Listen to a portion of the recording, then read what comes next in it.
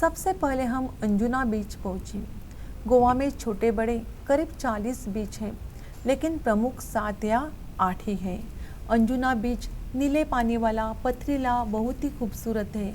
इसके एक और लंबी सी पहाड़ी है वहाँ की जहाँ इसके एक और लंबी सी पहाड़ी है जहाँ से बीच का मनोरम दृश्य देखा जा सकता है। समुद्र तक जाने के लिए थोड़ा नीचे उतरना पड़ता है। नीला पानी काले पत्थरों पर पछाड़ खाता रहता है। पानी ने काट काट कर इन पत्थरों में कई छेद कर दिए हैं, जिससे यह पत्थर कमज़ोर भी हो गए हैं। साथ ही समुद्र के काफ़ी पीछे हट जाने के कई पत्थरों के बीच में पानी भर गया है। इससे वहाँ काई ने अपना घर बना लिया है। फिसलने का डर हमेशा लगा रहता है, लेकिन संघर्षों में ही जीवन है, इसलिए यहाँ घूमने का भी अपना अलग आनंद है। यहाँ युवाओं का दल भी अपनी मस्ती में डूबा रहता है, लेकिन परिवार के साथ आए पर्यटकों का ध्यान अपने बच्चों को खतरों से सावधान रहने के दिशा निर्देश देने में ही लगा रहता है। मैंने देखा कि समुद्र किनारा होते हुए भी बेनालिया बीच तथा अंजुना बीच का अपना अपना सौंदर्य है। बेनालियम बीच रेतीला तथा उथला है। यह मछुआरों की पहली पसंद है। यहाँ सुबह सुबह बड़ी मात्रा में मछलियाँ पकड़ी जाती हैं, लेकिन मज़े की बात यह है कि इतनी सारी मछलियाँ स्थानीय बाज़ारों में ही बेची जाती है। इनका निर्यात बिल्कुल भी नहीं होता है। इसके विपरीत अंजुना बीच गहरा और नीले पानी वाला है। बॉलीवुड की पहली पसंद है। यहाँ कई हिट फिल्मों की शूटिंग हुई है। दोनों बीच व्यावसायिक है, पर मूल अंतर व्यवसाय की प्रकृति का है। इसके बाद हम लोग दिन भर पणजी शहर देखते रहे। छात्रों, इसमें शब्द संसार मनोरम यानी रमणीय, सुंदर, दिशा निर्देश यानी निर्देश, सिद्धांत, व्यावसायिक यानी औद्योगिक। तो देखो लेखक कहते हैं कि सबसे पहले हम कहा तो अंजुना बीच पहुँचे। गोवा में कुल मिलाकर छोटे बड़े ऐसे 40 बीच हैं, उनमें सबसे प्रमुख 7-8 ही है।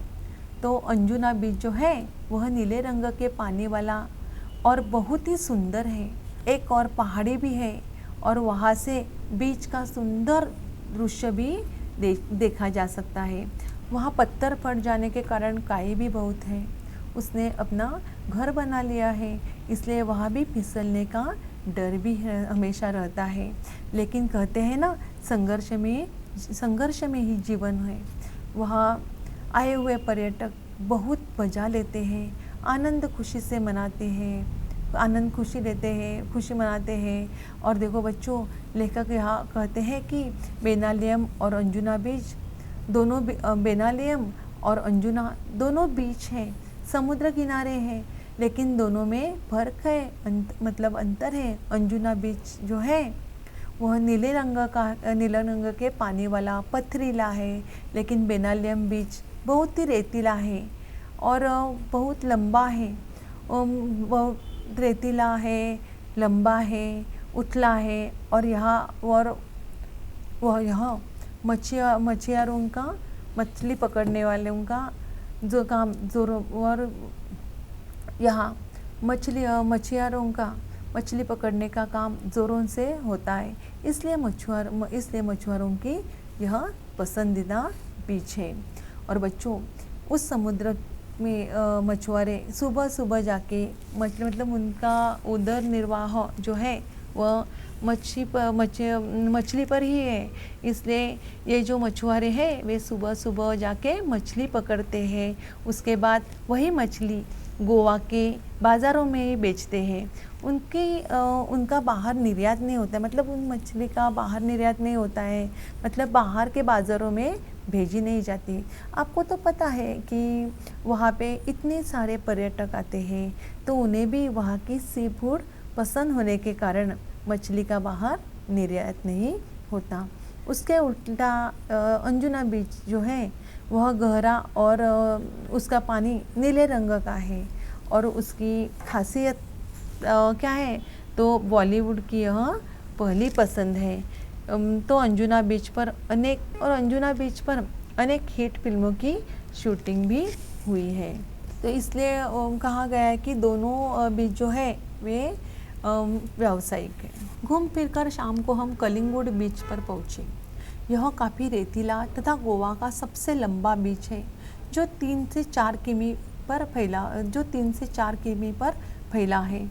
यहाँ पर्यटक बड़ी संख्या में आते हैं। यही कारण है कि यह स्थानीय लोगों के व्यवसाय का केंद्र भी है।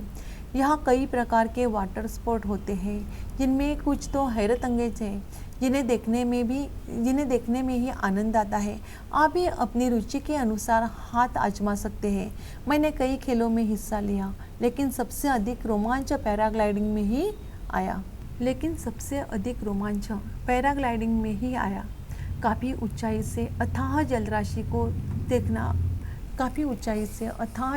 को देखना जितना विस्मयकारी है, उतना ही भयावह है। दूर दूर तक पानी ही पानी, तेज हवा और रस्सियों से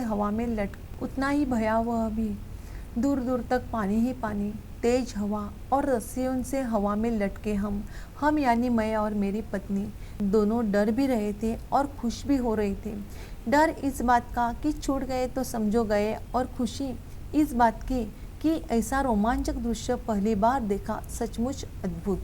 छात्रों, इसका शब्द संसार हैरत अंगेज यानी आश्चर्यचकित कर देने वाला, विस्मयकारी, आजमाना, जांचना, परखना, रोमांच, भय, हर्ष या आश्चर्य के कारण शरीर के रोए खड़े होना, अथाह यानी बहुत गहरा, विस्मयकारी, आश्चर्यजनक, रोमांचक, अद्भुत यानी निराला। तो छात्रों, यहाँ पे लेखक अब कलिंगुड बीच पर आते हैं। तो यह जो बीच है वह गोवा का सबसे लंबा बीच है।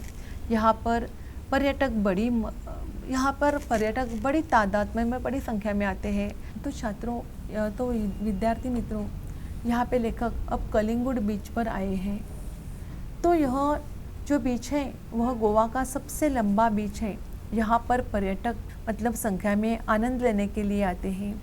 तो बच्चों, यहाँ गोवा के बहुत सारे व्यवसाय ज़ोर शोर से चलते हैं। उसके बावजूद वहाँ अनेक प्रकार के वाटर स्पोर्ट्स हैं, जिनका आनंद भी लिया जाता है। लेखक ने अपने परिवार के साथ खेलों में हिस्सा लिया, लेकिन उन्हें पैराग्लाइडिंग में खूब मज़ा आया। और उसके साथ उन्हें इस बात का डर भी रहा था, भय भी लग रहा था, क्योंकि छूट गए तो गिरने का डर, और इतना रोमांचक दृश्य पहली बार देख रहे थे, इसका आनंद उन्हें आ रहा था। इसलिए वे कहने लगे कि यह अनुभव हमारे लिए सचमुच ही अद्भुत था। तो वे जितने भी दिन गोवा में रहे, वहाँ पर सुबह जल्दी उठना, फटाफट नाश्ता करना, घूमना फिरना, फिर थकावट आने पर रिसोर्ट आकर थकान मिटाने के लिए पूल में तैरते रहना, यही उनका दिनक्रम था। तो उन्होंने वहाँ पर एक दिन बोटिंग का भी आनंद लिया। तो वहाँ पर एक दिन बोटिंग का भी अनुभव लिया, आनंद महसूस किया। वहाँ पर वे कहते हैं कि वहाँ पर हमने बोटिंग करते वक्त डॉल्फिन मछली भी देखी। वे छोटी डॉल्फिन थी, लेकिन बच्चों को उन्हें देखकर बहुत आनंद मिला। बच्चे उन्हें देखकर बहुत खुश हुए। इस दौरान यहाँ नवरात्रि तथा दशहरा पर्व मनाने का सौभाग्य भी प्राप्त हुआ। उत्तर भारत में जिस तरह हर घर तथा गली मोहल्ले में माँ दुर्गा की घट स्थापना कर तथा लड़कियों द्वारा गरबा कर पर्व मनाया जाता है, ऐसा ही यहाँ भी होता है। रावण का पुतला कहीं भी नहीं जलाया जाता है। सुबह से लोग अपने वाहनों की सफाई कर उनकी पूजा करते हैं, और शाम को भगवान की एक पालकी मंदिर ले जाई जाती है। उसके बाद एक पेड़ विशेष की पत्तियां तोड़कर लोग एक दूसरे को देखकर बधाई देते हैं। सबकी अपनी अपनी सांस्कृतिक परंपरा है। तो बच्चों, यहाँ पर लेखक कहते हैं कि गोवा में हमें नवरात्रि तथा दशहरा त्यौहार मनाने का मौका भी मिला। जैसे उत्तर भारत में यह त्यौहार मनाया जाता है, दशहरे का, नवरात्रि का, उसी प्रकार यहाँ भी मनाया जाता है। तो बच्चों, गोवा में रावण का पुतला नहीं जलाते, लेकिन सुबह से लोग अपनी वाहनों की सफाई करते हैं, जैसे हम भी करते हैं। तो बच्चों, उसके बाद लोग एक दूसरे को पेड़ की पत्तियां देकर और बड़ी खुशी से यह त्यौहार अपने अपने सांस्कृतिक परंपरा के अनुसार मनाते भी हैं। इतने कम दिनों में मैं गोवा को पूरा देख समझ तो नहीं पाया। पर इतना ज़रूर समझ गया कि पश्चिमी फैशन और सभ्यता में रचा बसा होने के बावजूद यह भारतीय संस्कृति को पूरी तरह से आत्मसात किए हुए है। पर्यटक फैशन के रंग में कुछ देर के लिए भले ही स्वयं को रंग कर चले जाते हो, लेकिन स्थानीय लोग अपनी सांस्कृतिक परंपरा की उंगली अब भी पकड़े हुए हैं।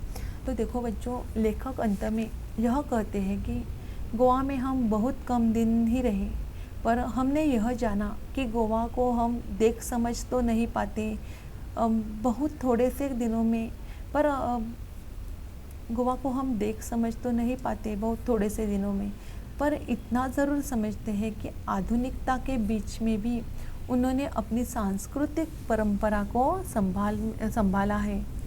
वहाँ के लोग आधुनिक रहते हैं, पर उन्होंने अपनी संस्कृति को छोड़ा नहीं है। अपनी संस्कृति की उंगली थामे हुए हैं, मतलब अपनी संस्कृति की उंगली थामे हुए हैं, मतलब पकड़े हुए हैं।